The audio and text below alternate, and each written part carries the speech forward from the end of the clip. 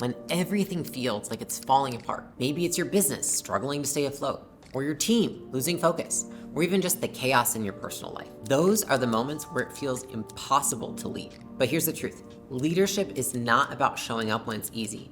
It's about stepping up when everything feels hard. This isn't just about business, it's about life. Because leadership is universal and every single one of us is called to it at some point.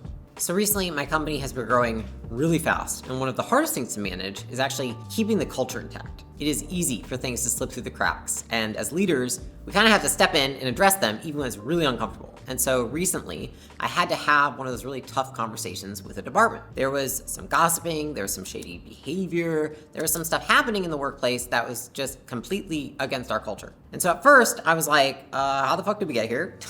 But then I realized it actually made sense, because I was like, okay, the team's grown really quickly. I haven't had time to reinforce the values, and that's on me. I had to step up and I had to remind everybody, what do we stand for? I had to make it clear what was acceptable, what was unacceptable, and then I had to explain consequences of what it looks like if those things occur again. What happens is really I stepped into this department and I said, all right, straight up, you've got a choice. If you want to act that way, that's fine. But you cannot act that way again and still have a job here. This is an at-will job. This is not a prison. If you're not on board with the culture, if you don't like what I'm saying, if this sounds gross to you, that's your call. But it's also on me to make sure that you understand where I stand on these issues. And here's the thing. I fucking hate these conversations. They are never fun, but what I've learned is this. Avoiding them only makes things worse. Because if people don't know the expectations or the consequences, how can they change or decide if this is where they want to be? And if you let things slide, you're just creating bigger problems for yourself later. And so with that being said, what I want to do is I want to share with you the 3 core principles that I use when it feels hard. The first principle is that there are no perfect solutions. Early in my career, I tried to control everything. I loved control. I just tried to micromanage everything in the company, right? I'd wait for the perfect timing to address an issue or to bring people together. Here's the thing. I used to think that solving problems required finding the perfect solution. And until I had found the perfect solution, I couldn't move on, I couldn't do anything. I needed to find a solution that could fix all of the aspects of every problem. But here's the truth. Waiting for the perfect solution creates more problems. Leadership, it's fucking messy. And progress almost always comes from taking action despite knowing it's imperfect. Taking action quickly is more valuable than finding the perfect answer. Because while you're waiting for perfection, here's the thing, new problems are stacking up. And so leadership is about moving forward even when the path isn't clear. You don't have the luxury of waiting until it's clear when you're a leader. Because guess what?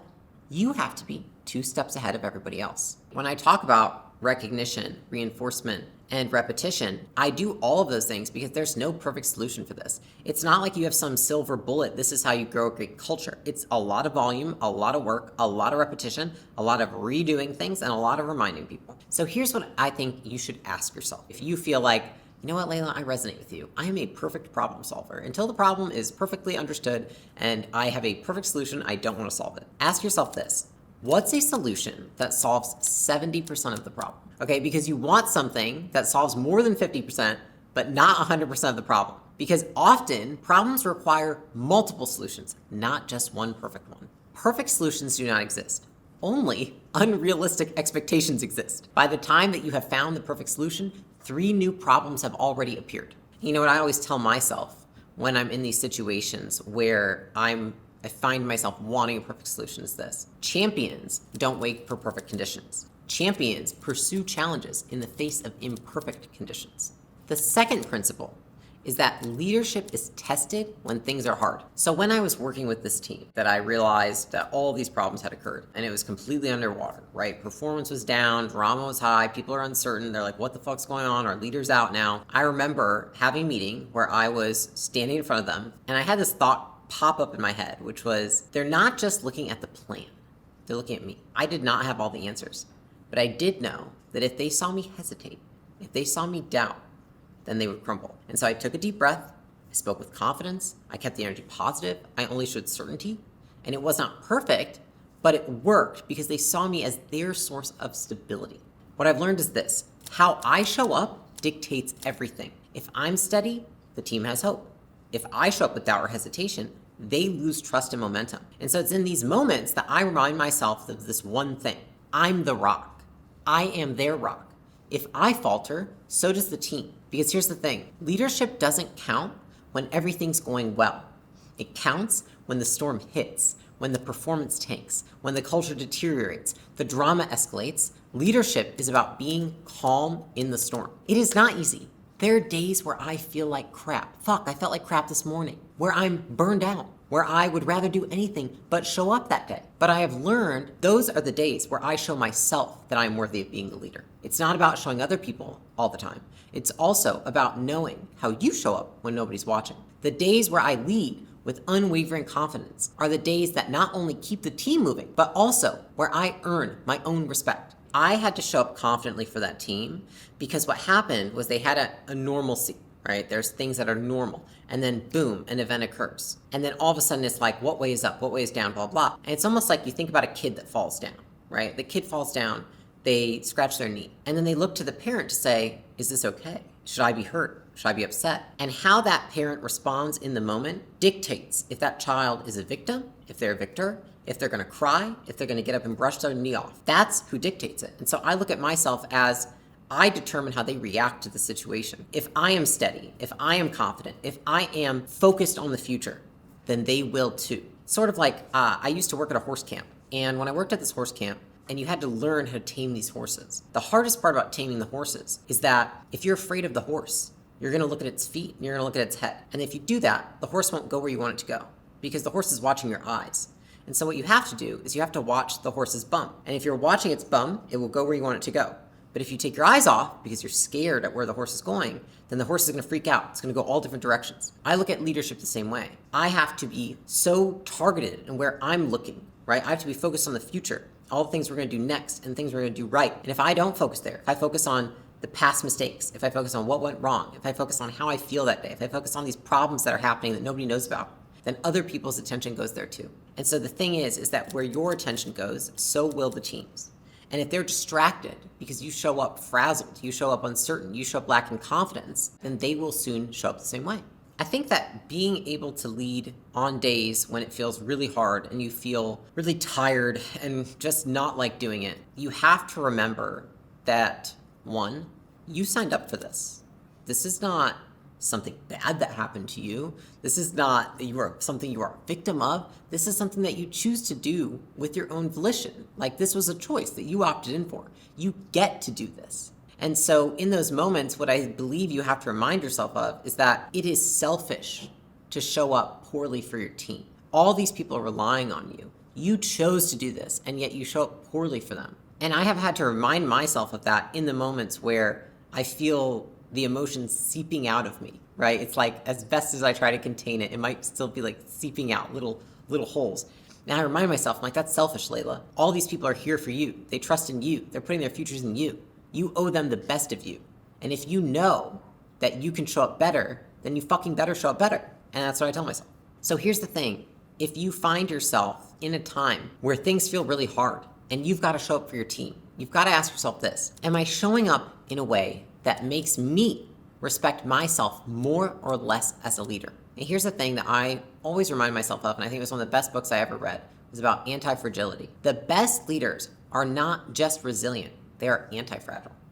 Okay, resilience is how quickly you can get back to baseline after adversity occurs, right? So it's like, how short is that distance? For an example would be, if you get broken up with, how long does it take you to emotionally regulate yourself? Does it take you a week? A month? 3 months? 6 months? We all know somebody who got back to it the next day. We all know somebody who's still fucked up of a breakup that was 15 years ago. Now, resilience is one thing. Anti-fragility is another. Because anti-fragility means you don't just get back to baseline after adversity, but you get better. Have you ever seen that person? You've got a friend, for example, they get broken up with.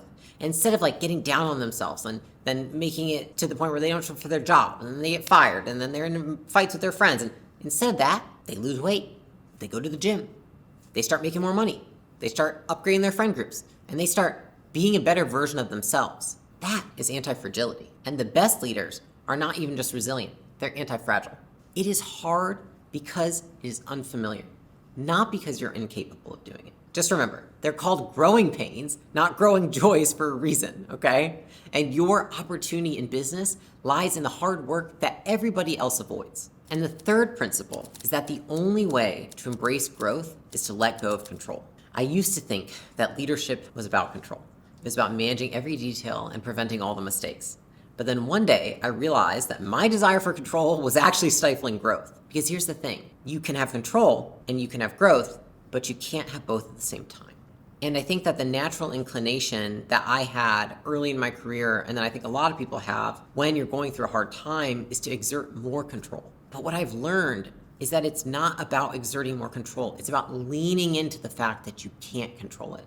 It's about accepting uncertainty. It's about being okay with the mess, being okay with the chaos, and showing people that you're okay with it and they can be okay with it too. And that you can't control everything that's gonna happen. You can't control every little thing and what way it's gonna go, but you can control how you respond to it. And I really think that it's being able to have a healthy relationship with ambiguity, a healthy relationship with uncertainty, and a healthy relationship with the fact that you don't know what the fuck is gonna happen tomorrow. And if you can't have that, getting through a hard time is incredibly difficult, because the reality is that you can create the illusion of control, but you don't actually control everything. You might have influence, but you can't control people. You can't control what they do. You can't control the economy. You can't control the market. You can't control politics. You can try. See, I think of it like this, right? I think of culture like a diet. It's easy to lose weight when you have total control. Eating at home, no junk food, no social events, literally no life. But life doesn't work that way, and neither does leadership. People can't control everything. People are unpredictable, and chaos is inevitable. And so your job isn't to eliminate the chaos and the uncertainty, it's to wrangle it. The biggest challenge that you're gonna have in going through hard times and facing ambiguity and uncertainty is how you manage yourself. Just like I said, we have to reinforce the culture. We've gotta constantly repeat the culture. What do I do every morning? I constantly remind and repeat to myself, what is my goal? What is my mission? Who do I want to be? How do I want to show up for my team? And I have to remind myself of that every day in order to remind other people of it. And so amidst all of this, when all of this is happening, you have to stay grounded in who you are and who you know you want to be. The first thing I do when I wake up is think about it, remind myself of it, and think about how can I do something 1% better today than I did yesterday. And I focus on what I can do better, not what I did wrong. Addressing the issue will always make things worse in the short term. And it will always, in the short term, make it seem like the team is weaker. But here's the thing, you have to stick it out. It takes 6 months minimum. When you make a change, it's a lot of chaos for at least 3 months. And then what you really start to see is at like month 4 and month 5, the team can become stronger than they ever were. Because think about this, who are you closer to? Somebody that you went through a really hard time with? Or somebody that you've never been through a hard time with. And so the thing is this, in the short term, it's gonna be really hard, but you have to stick it out and you have to have faith long enough to show your team that when you get to the other side, it's actually even better than it was before. One of the best things that ever happened in my last company was COVID. In the moment, I wouldn't have known what a blessing it was until I had gone through the entire thing, but I watched it change our culture to be so much stronger. I would say it was 3 times stronger coming out of COVID than it was going in, because we had to do things together. We went through things together. We went through hard times together that we would not have gone through had that not happened. And in the moment, I didn't know. It just felt like this undue stress and this anxiety and this uncertainty. But on the other side, we came out as comrades that went to battle together, that knew how to fight with each other, that knew how to fight for each other, that knew how to deal with uncertainty with each other, that knew how to go through things together and how to support each other to come out better. And so the positive that you see is you teach the team that they are resilient, that the relationships are resilient, and that things can actually be better if you are patient. And so what I would suggest is that you ask yourself this: what problems are persisting in your business because you are resisting them? You want to control everything, right? And so you resist the problems that are occurring rather than just saying, what are the problems of my business? Because every moment you spend in resistance is a moment that you steal from progress. The only thing that alleviates fear is taking action, identifying problems, taking action, and the anxiety will dissipate. A leader's greatest opportunity to build culture is during crisis. And culture is not what you say you are. Culture is what you show you are.